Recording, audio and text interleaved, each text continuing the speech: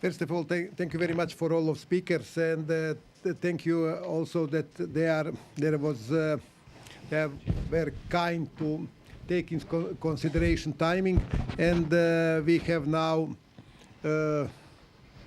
really the time to the question, and that's excellent for the all of our guests here in the Theater, and I would like, if you agree with me, that we start first about these three topics, with the question concerning these three topics concerning lateral epicondylitis. Please, the question.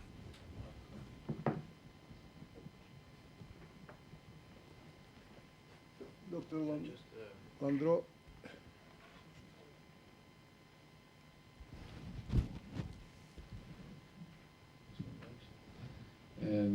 Thank you all of you, because it was excellent. If we talk about the epicondylitis, I would like to thank Hans for his very nice presentation with his overview and very scientific point of view.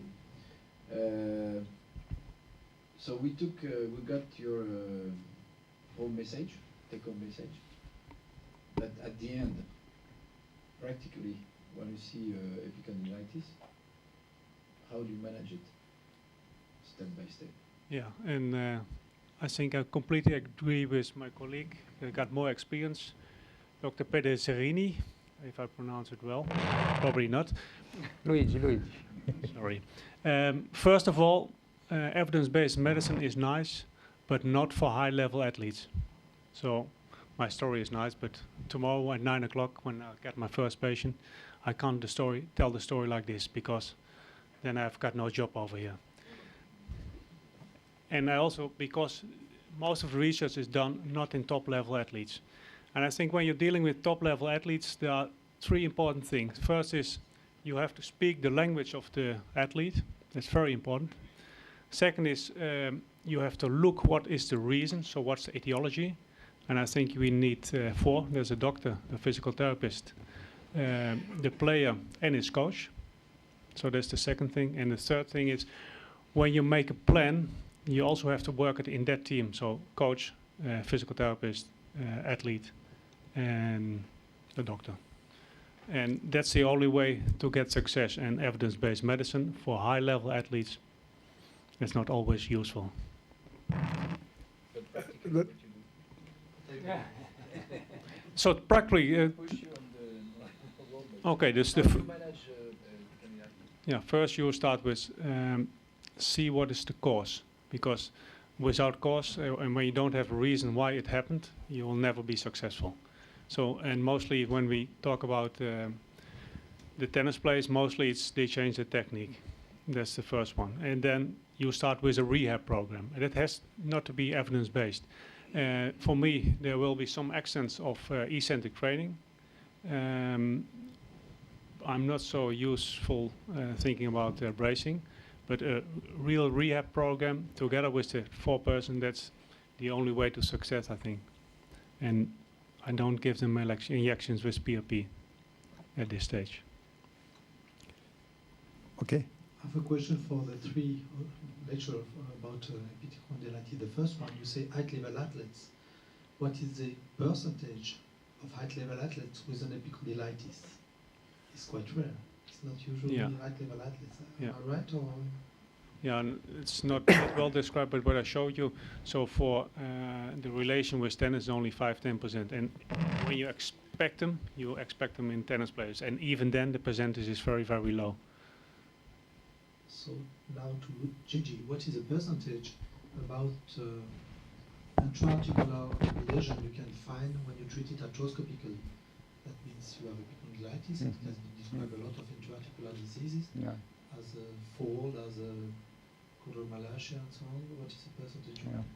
And as I said before, for me, the most important thing is to have a good diagnosis. To try to have a good diagnosis before we start to candidate a patient for surgery. Yes, but combined with the epicondylitis. Yeah, I was be back on the same. If you have a tennis player, you have if you know tennis, you have to ask them how they hit the ball, if they do like that or if they do like that. We did some study with EMG on the extensor muscle. If they do, like they play now, like Nadal, for instance, this kind of fit, they hit the ball in a way they had the extensor muscle prevalent in all the movement. So correct movement sometimes mean correct racket. So because Philippe was asking what we do practically, we have to take care of a single patient and then to understand what we are going to do with this single patient. About your question, not really a lot. I can find some mild synovitis, but on the other hand, it depends from the age of the patient. You know that if you look inside the knee, in a 40-year-old guy, you find the medial part of the knee joint maybe with some grade 2, grade 3 cartilage problem. In a very heavy-hand worker, you find the radial head completely without cartilage. It's quite common, but they don't feel pain. So we don't need to start to do microfracture on the cartilage of the radial head. But in percentage, I think arthroscopically is useful because you cut more precisely, probably, more precisely. So you can put the patient back to do some active and passive movement earlier than we do open surgery. But also really in high percentage. But the only thing is that you have to look in all the joints. And in all the joints, if you do open, you don't see. For Dr. Cassidy, may I ask you a question to Dr. Of course. So I well understood that when you have a failed surgery for epicondylitis, the main part is a bad indication. It was not a bad patient, it was not a bad pathology, so whatever you want. But when it was a good one and it failed, so you perform the procedure you showed with a flap. So what is the usefulness of this flap? What is the rationale for that? What is it? Sure. Can I get back to that in 1 second? I think just conceptually, a couple of things. One is I don't know that the disease is the same for the tennis player that you're talking about versus the office worker. Okay, I think they're two. Traumatic epicondylitis usually will resolve. If that's very different than insidious onset, gradual onset of lateral elbow pain. It's usually a person in their 30s or 40s. No traumatic event. That's the one that's going to take a long time to get better. The traumatic ones, I think, in my experience, they tend to get better because the mechanism is different. They're younger patients. Those changes, I think that you can help them. One. Two is this whole watchful waiting concept, I think, is great, except for the fact that patients want an answer. They want to get better. They want a solution. And one thing that was alluded to sort of was maybe it's not the medicine, but it's the needle that's affecting the treatment. Yeah. And so whether it be a steroid injection or just an anesthetic injection or autologous blood injection or PRP, it's the needle itself and not so much what the composition of the fluid is that affects the change. Three, if you look at studies, meta-analysis of surgery for epicondylitis, actually the best results are either percutaneous release or arthroscopic, not open. And then the flap. So that's the fourth thing. So these patients, as I said, these patients are often complicated patients, and they may have some underdiagnosed issues, one. Two is when you do the repeat debridement, often it's much more extensive, and it may involve the common extensor origin, as well as that entire ECRB. And what you don't want to do is repair the fascia tightly. That's a mistake, because they'll have pain. So the flap does several things. One is it provides a tension-free closure. So you rotate this over, and then it just rests there, essentially. And it's not detaching the whole muscle. So there is a concern that you would weaken their wrist extension further. What you do is you incise the fascia and some of the fibers along the ridge, but not detach the whole thing and rotate it over, and it just kind of slides over to cover the defect. Two, it stimulates or it provides some vascularity. So you showed using an awl, and I showed using an awl to break through the cortex, the goal being to bring some blood flow into the area. The same thing with the muscle flap, as opposed to just two essentially desiccated tendon edges sutured together. Now you have a muscle covering it. Three is oftentimes that area is very tender for patients, and it provides a pad right over the epicondyle, so when they bump it, it's not as painful. And then I guess the fourth is that in Dr. Mori's study, there were some cases of synovial fistulas in these failed epicondylitis patients where they had a debridement that was fairly extensive, and they had a defect in the fascia, and this will cover that spot. We have done. Okay, thank you. Other question, please.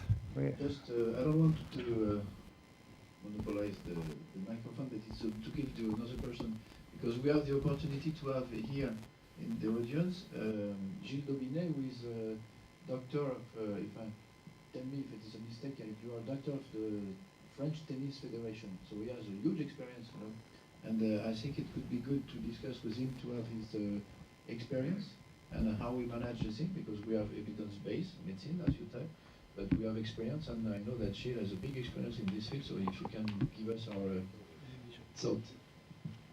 Thank you, Philippe. Thank you for the good presentation. And first, I agree with Dr. Toul.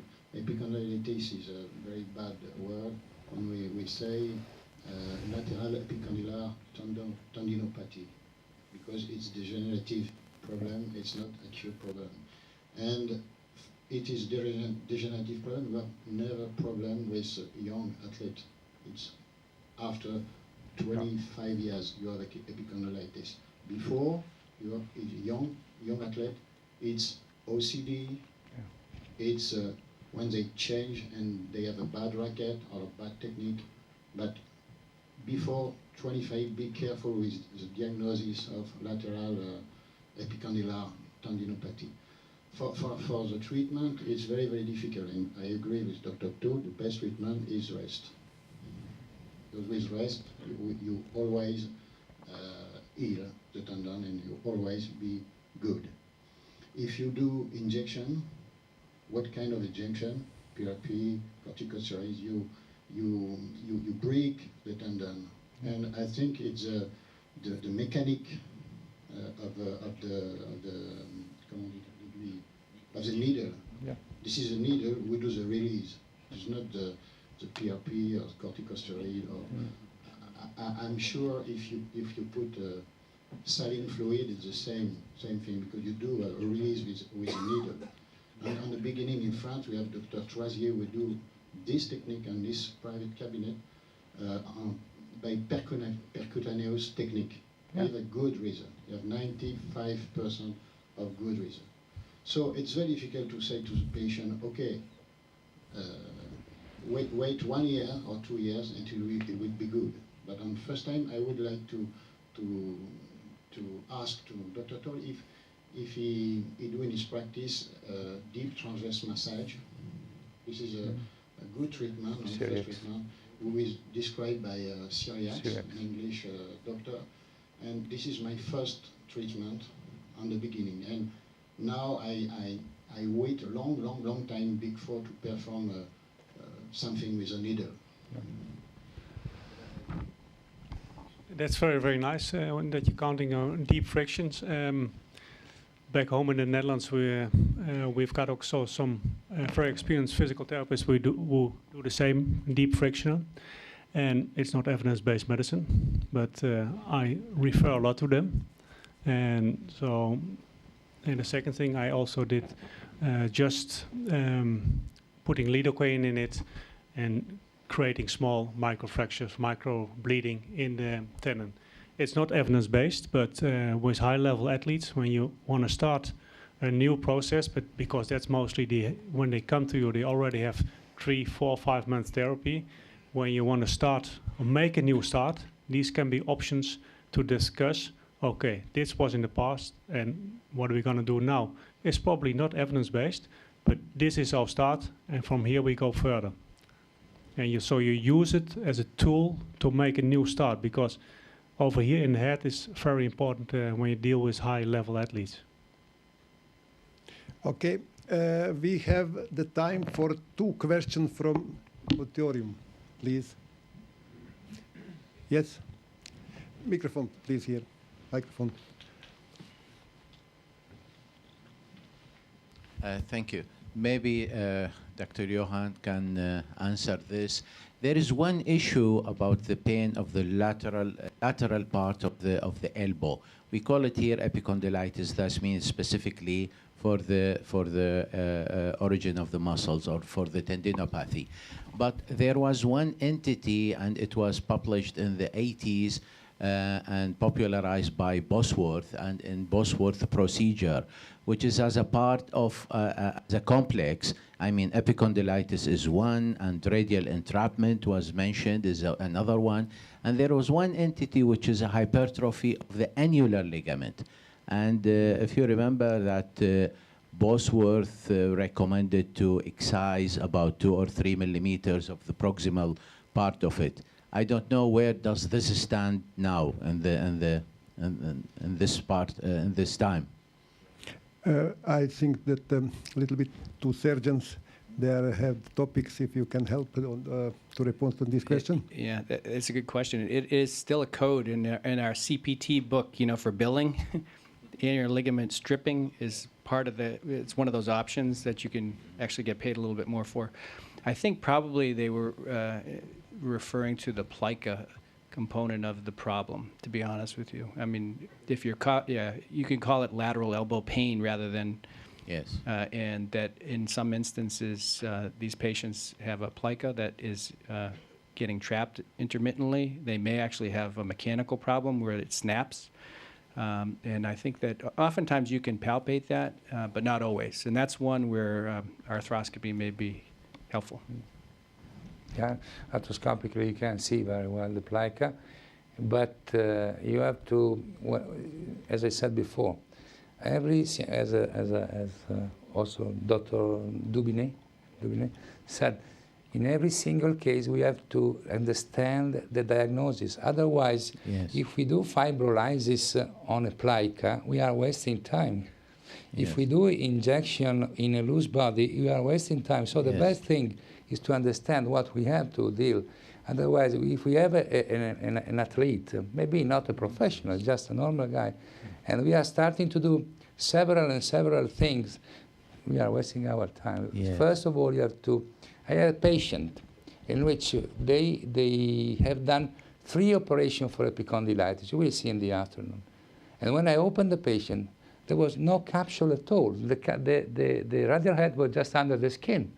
So I need to put something there. And I use Anconus flap because it brings much blood. We need some blood in that area. So the best thing is just to have a real diagnosis. Yes. Can you detect this clinically? I mean, any problem around the radial head? I mean, usually if you feel tenderness while you are moving the radial head, is it significant or is it specific, let's say? Well, if you go pronate, if you take pronate the elbow, and then you flex and you push against the radial head, excuse me.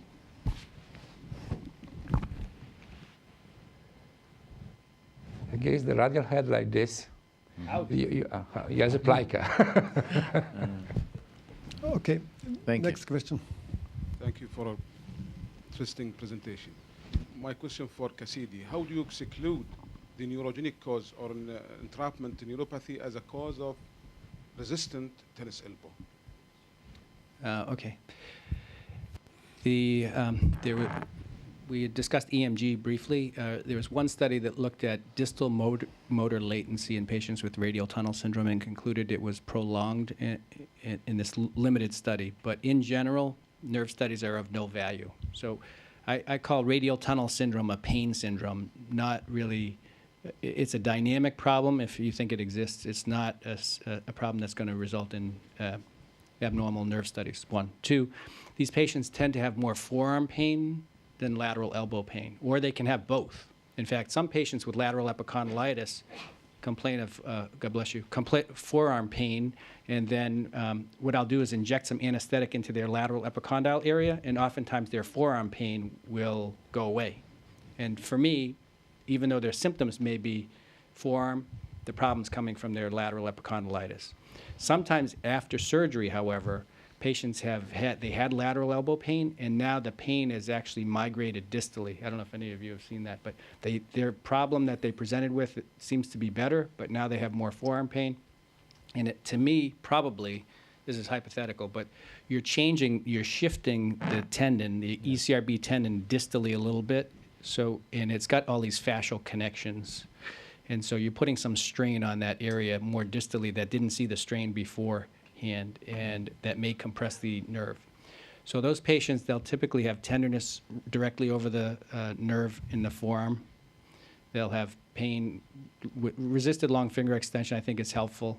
And sometimes I'll inject some anesthetic around the nerve itself. The problem with that is that you can't do resisted long finger extension after you inject the nerve, because then they have a palsy. So if you're using that as a diagnostic, that's not going to be helpful. So it's more local tenderness. And to me, if these patients are going to have another operation, I'm just going to do it all, because that's the last operation they're ever going to have. Okay. We are 140 years from first description of lateral epicondylitis, and there is still so many questions that we can ask concerning the diagnosis, concerning the treatment, and so on. But I would like to ask one simple question to three speakers. What is that painful in this tennis elbow? What's happening that they have so big pain? I know when you have a fracture, you see it, there is fracture. And what is painful in this elbow, tennis elbow? Okay, short response, please, on base of your experience. When we give an answer to this question, you can go to Stockholm next year to get the Nobel Prize. Because this is a big issue in tendinopathy, because epicondylitis is always just a tendinopathy, and even in Achilles tendon, patella tendon, we still don't know what the cause of pain is. And okay. So I have no answer to that. Dr. Cassidy, what is your response? Luigi? I think it's altered stress, so that there are some abnormal tendon fibers, and it's changing the stress pattern to increase the stress on the other tendon fibers. And the reason I say that, there are a couple of things. One is, do you need to debride, right? So percutaneous release is effective. It's an effective treatment, and you're not debriding anything. So the tissue itself is not necessarily causing the pain. It's abnormal stresses on that area that are painful, and then you release the stress on it by cutting those fibers, and the pain goes away. I agree. I think it's something probably we don't know, but we have something that is overtension, because it is effective sometimes, just a release. In Italy, there was some old doctors, they did the fibrolysis, just with without cutting the skin, just pushing with something like a pen, very, very hard. The patient was crying, but they did better because they increased the blood supply, or they break something there. So the pain, my feeling is that is connected to overtension of the fibers of tendon or something like that. Okay. They said they were better because they never wanted to have that procedure again. Okay, as you see, my young colleagues, there is lots of work to do for the next 100 years. And I would like to pass to the next speaker, if you agree, because I have to do attention to time. That's Dr. Regucci, who and his topics. Please, the question. Yes. Actually, all are superb lectures, but the problem till now, I didn't have a message.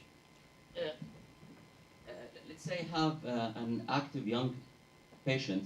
He have chronic pain in the lateral condyle, and he's well educated. The pain subside with rest and come again after activities. And I told him, if according to the base evidence, you should wait 1 or 2 years. He will not accept that. So what's the protocol? I think that there's no clear protocol here. But what you will advise him? Actually, I have a patient like this. He's a senior auditor in the bank, and he likes PlayStation, he play a lot. And he came with chronic pain, not subside with the non-steroidal or physiotherapy. And I gave him injection also, he didn't satisfy. And in the end, after 6 months, he went to Dubai, some surgeon, he did a surgery for him, a debridement of the tendon. The pain increased for the first 3 months, became like a hill with massive swelling. Then after 6 months, everything done. We have talked about that, and the question, I think that you understand. We are 140 years from the first description. We have still the work to do for the future. We don't know exactly. We don't know exactly. As you understand, the different treatment as we discussed, and you would like to have a simple response. No. How they approach the patient? What they will tell them? Todd, can you explain this question once again? I've got a message from the chairman that we run a little bit out of time, but I'd like to discuss it during the lunch with you if you agree. Yeah. Okay, thank you. Question concerning, please, distal biceps tendon.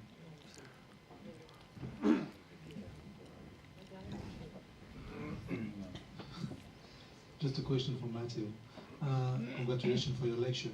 You perfectly described the reattachment of the distal rupture. How do you deal with a more proximally rupture at the muscle tendinous junction? What do you do? Good question. I never this type of case, but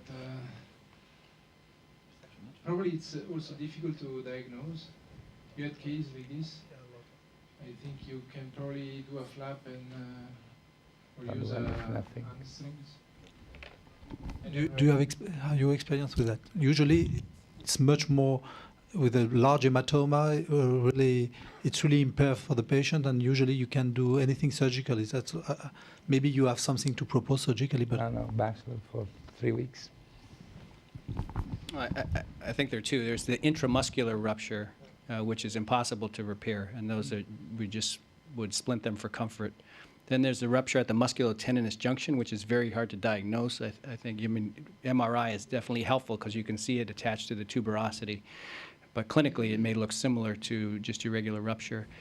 Those I use an allograft, either you can use allograft tendon or allograft dermis as an interposition. You could use an autograft hamstring tendon as well in that instance, but the technique was described by Mori that you use an allograft Achilles tendon, which expands out proximally, and you can get many epimysial sutures in it so that it's not going to pull out proximally. Other question, please, from the auditorium concerning distal biceps tendon rupture.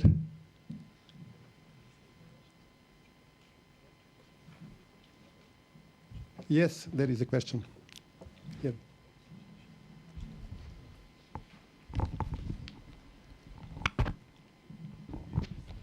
Regarding the reconstruction or the distal biceps tendon rupture,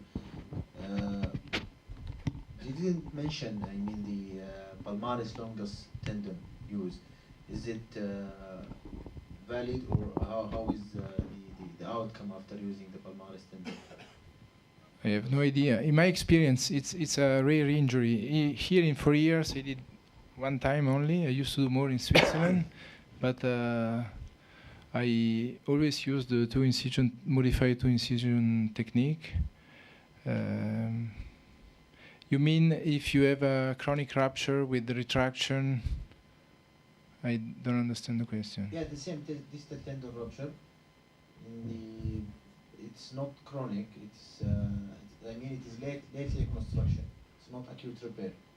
What about the use of palmaris tendon? For the late reconstruction, if he had experience utilizing palmaris long, that's what exactly your question. I don't know if Chuck, no. Okay, Chuck, do you have some experience in all the rupture? Yes. So, number one is if the lacertus fibrosus is intact, the repair can be done at any time. that will restrain it from retracting proximally, you can always get it back down. Number two, if it's within about 6 weeks and it's ruptured, it's retracted proximally, you can repair it. I use an end-of-button technique, but you can repair it. In the elbow will be at 90 degrees, and the patient will come back to the office, and the elbow will be almost straight. So these are patients that are months and months out, in which case it's very difficult. A couple things. One is you cannot relieve the myostatic contracture completely. So if they don't like the muscle, what are they complaining about, number one? Did they not like the muscle where it is, or did they really have some strength deficit? I wonder what took them so long to get there.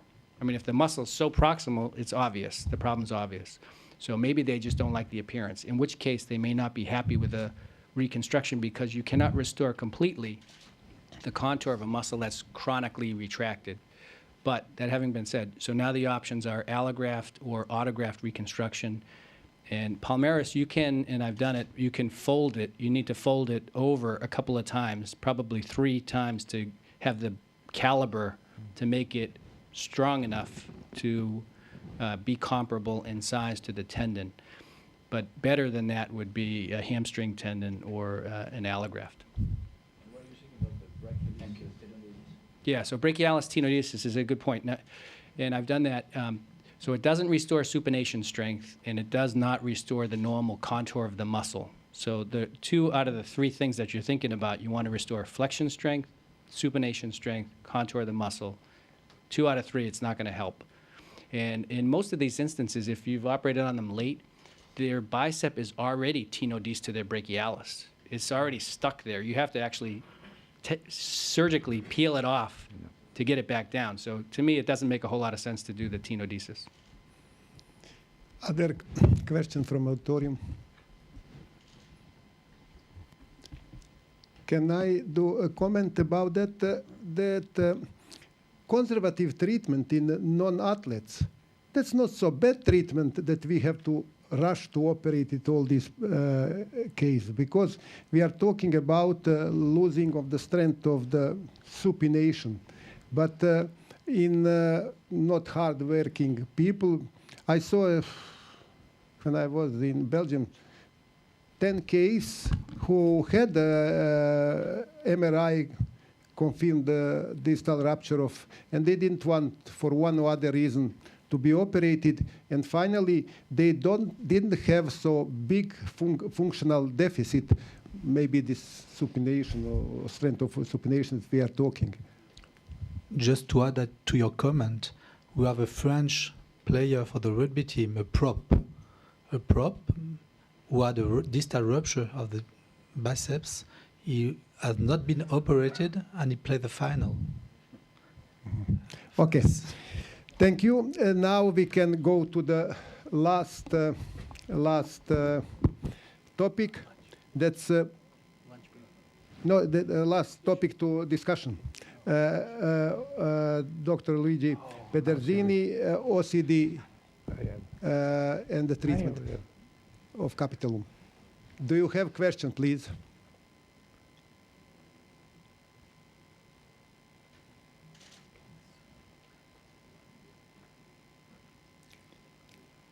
Yes, Dr. Cassidy, you have a question? I have a question. Yes. My question is, most patients who have a radial head resection for an isolated radial head fracture do very, very well. So why do you need to resurface the capitellum? I'm not resurfacing the radial head. I'm resurfacing the humerus. I know that. Yeah, because some of these, I'm afraid because these patients, they come when they are 14, 12, 16, and I'm afraid when they will be 35 or 40. So if I have in my hand a technique to just put the plug there, why not? You know, the thing is that it doesn't take, if you are able to do this in a not dangerous way, and I like to try to have the normal anatomy much more than leave this patient with a hole, really. I'm not sure that, you know, if you look at this, nobody in the world had a look about what happened after 25 years. So we don't really know. But in other joint, we do not. When we take it out, a part of chondral of a bone plaque like this, we do not have any cartilage. Again, we just have something like a toupee, or not really the original hair. So, is there other question, please? We are in time. I would like once again to thank you very much for our speaker. And we have now a pause for the lunch. And we are going to restart at 2 o'clock here in auditorium. There's going to be 2 sessions, very interesting. And see you at 2 o'clock. Thank you, sir.